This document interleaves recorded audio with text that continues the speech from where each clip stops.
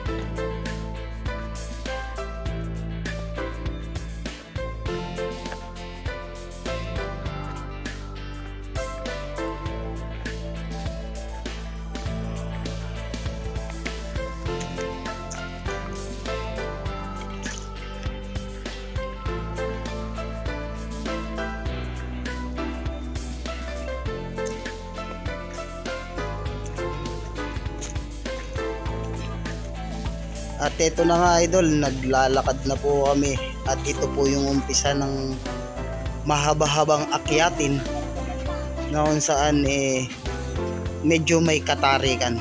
Pero mga idol, hindi ko po nabanggit sa inyo na dito po sa lugar na ito, ang tawag po dito ay sementadong gubat, na kung saan ay papunta po sa taas ng dam, na kung saan po ang mga sila po ay dito naninirahan. Kaya diyan ka lang idol, samahan mo lang kami sa aming paglalakad. At dito idol, sa puntong ito, medyo okay pa naman, masasaya po kami na naglalakad kasama po ang ating mga kasama na narito po. At na nga po, medyo matarik po yung paakyat mga idol. Pero samahan nyo lang po kami idol sa aming paglalakbay.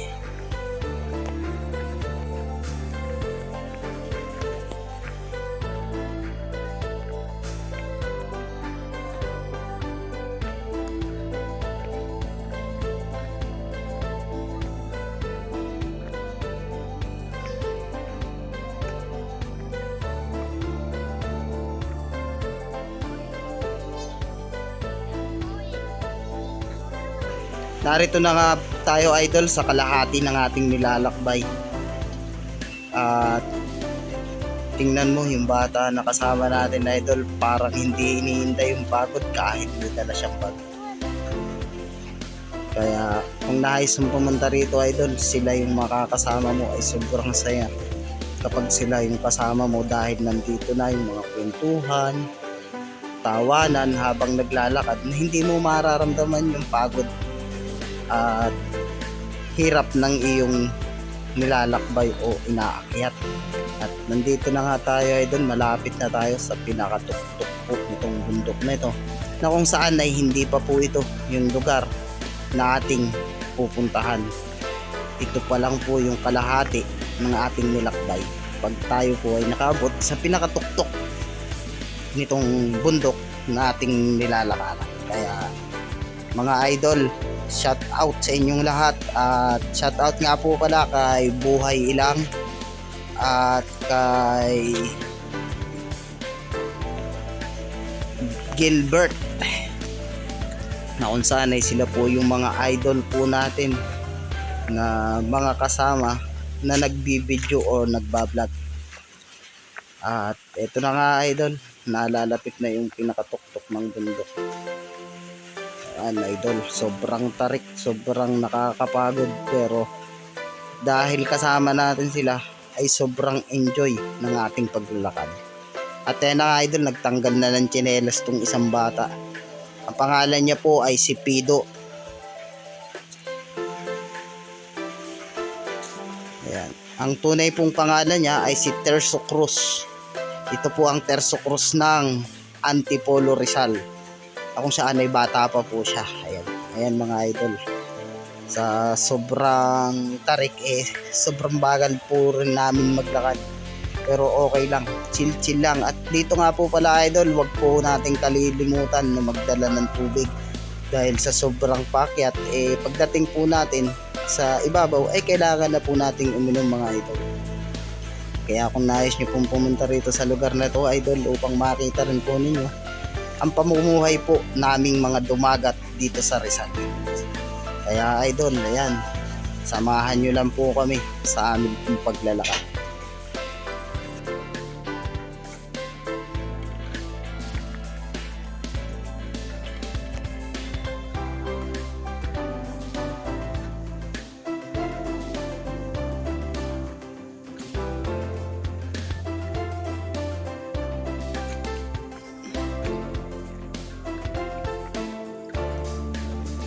At narito na nga tayo idol sa pinakaibabaw nitong trail natin kung dinadaanan.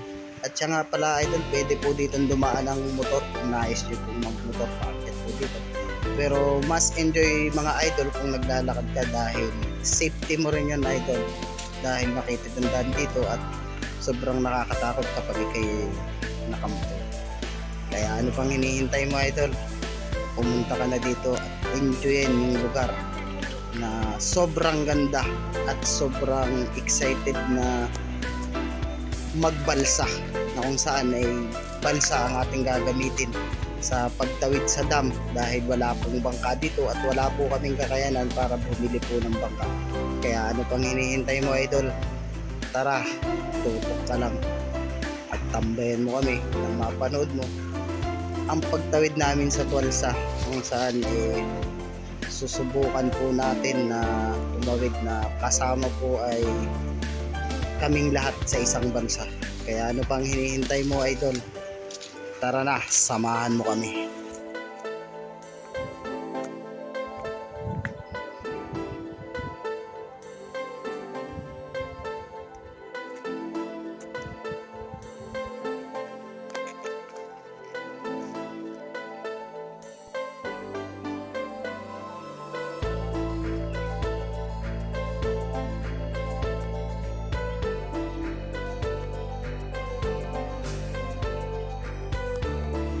Narito na nga tayo idol pagkatapos ng ating mahabang inakyat at matarik na paakyat ay pababa naman po itong ating dadaan. Dito idol ay napakaraming saging na kung gusto mong bumili ay pwede idol para may pagkakitaan naman po tao dito sa lugar po na atin pong nilalakaran o pinaglalakbayan.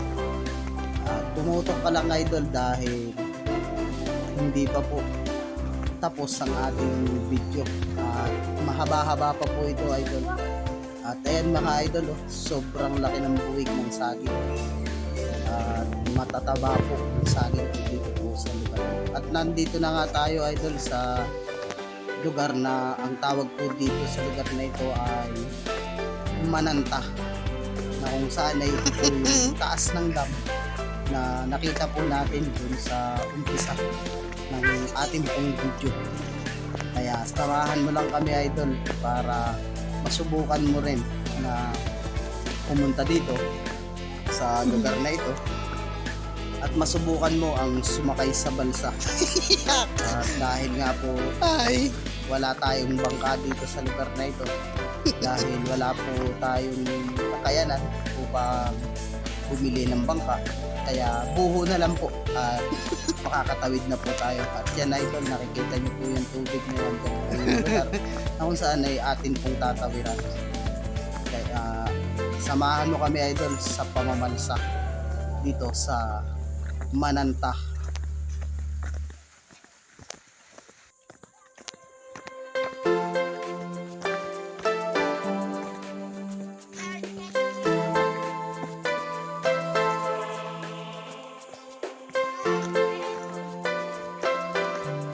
At nandito na nga tayo idol na kung saan ay diyan po tayo tatawid dahil hindi po kayang tumawid ng lakad lang. Pero pag langoy idol, pwede.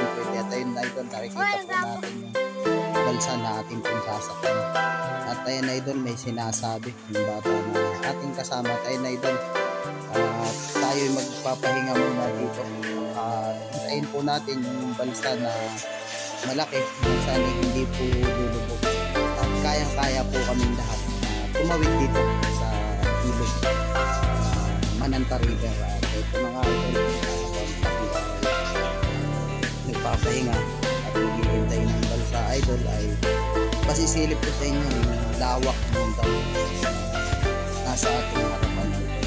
At na nga idol, sobrang maganda yung mga bata dahil sila idol ang nagsasagwan upang kami makatawid at kunin po yung isang balsa na malaki upang hindi po kami tulog. Ito mga idol, makakukuha po medyo pagod na rin sa nilakbay idol. Doon pa tayo idol sa paanan ng bundok na yun.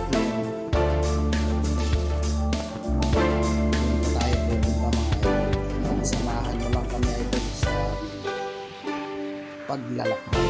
Mga idol, kinuha na yung isang balsa na kung saan kasya po kami lahat para isang tawiran na lang idol. At tingnan nyo idol kung gaano pa yung bata sagwan.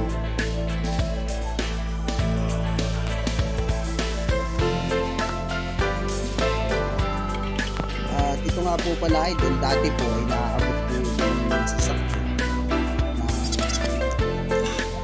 hindi po nahihirapan ng mga tao sa paglalakad. Ito na nga idol, sumakay na dahil sobrang excited na nakasakay po ng balsa. Pero lagi na po namin ginagawa ito. At gusto ko lang po mga idol na ipa-experience kahit saglit sa inyo mga idol upang experience nyo rin mga idol pamamalsa na ganito. At yung magsasagwan nga idol ay si Laika Kayat na anak ni Ate Jocelyn Kayat na kung saan ay siya po magsasagwan. At sanay na po yan dito idol. At ito na nga idol, yung bata po na kasama namin dito idol dahil nag-iiyakan na dahil sobrang takot na sumakay sa balsa. At dahil nga idol medyo mabigat, gumagawa na rin po si Tirso Cruz upang hilahin yung balsa habang lumalangoy idol para mapadali punta namin sa pampang idol. Kaya idol, pumunta ka na dito para makita mo yung buhay ng mga tao dito at para ma-experience mo rin kung paano mamuhay sa ganitong lugar, lalo na at balsa ang gamit sa tatawiran upang makabot sa iyo. At dito na nga idol ang experience na sobrang feel mo idol. At alam niyo ba idol, munti kami tumawag dahil sa sobrang libang iba namin kasama idol ay mag-init yung balsa o saan na saan. Dito na nga kami idol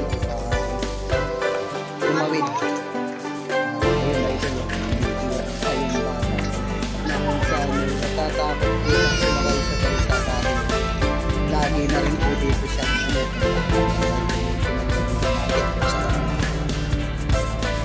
usahan naman natin ulit idol ang napakalawak na po siya na pwedeng paglaruan na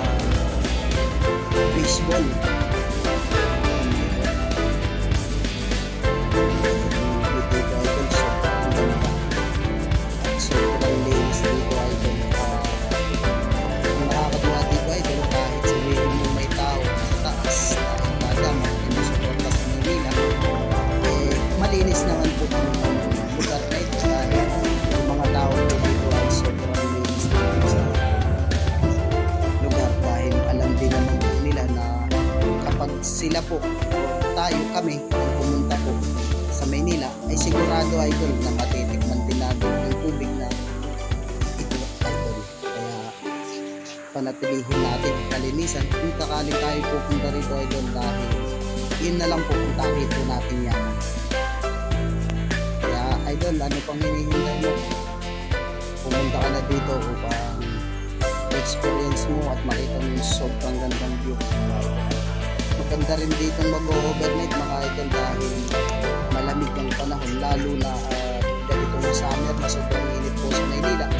Kaya ay sobrang sarap dito mag-overnight idol. Kaya ano ang hinihintay mo idol? Tara na at samahan mo kami sa ating paglalakbay.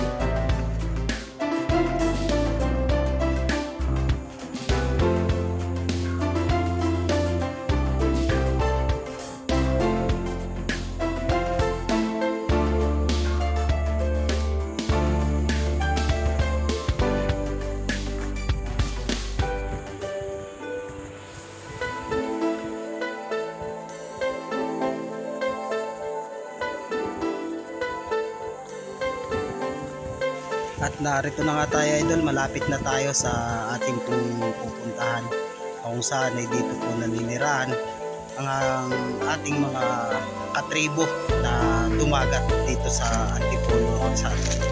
At kahit sa sobrang init idol ay pinilit po nating makarating dito dahil sobrang saya na makikita po natin na may mga tao pa pala na gustong manirahan sa ganitong lugar, probinsya at malayo sa syudad, na kung saan pag umakyat ka rito ay bibilihin mo na lahat ng iyong kailangan para hindi ka na bababa ng paulit-ulit sa baryo o sa main ng mismong sentro ng barangay. At narito nga po pala, yan nga po pala si Kakang Kanor at ito nga po pala si Rapido Hataw.